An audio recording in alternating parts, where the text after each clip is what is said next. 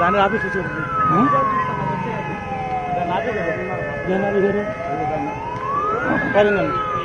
మాట్లాడితే వాళ్ళు అందరు ఇక్కడే ఉన్నారు. మాట్లాడి మాట్లాడతారు.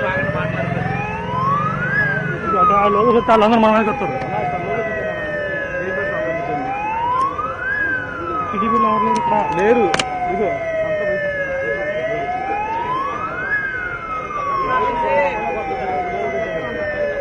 ఇప్పుడు కొట్టు చూసేవాడు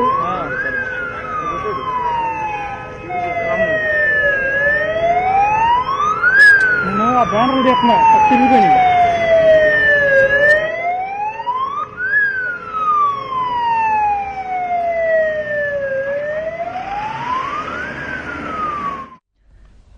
గన్నవరంలో ఉద్రిక్తత చోటు చేసుకుంది. టీడీపీ కార్యాలయంపై వైసీపీ నేతలు దాడికి దిగారు.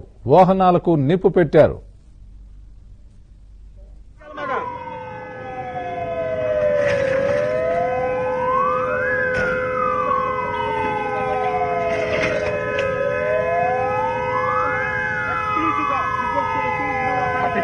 ఆయన కూడా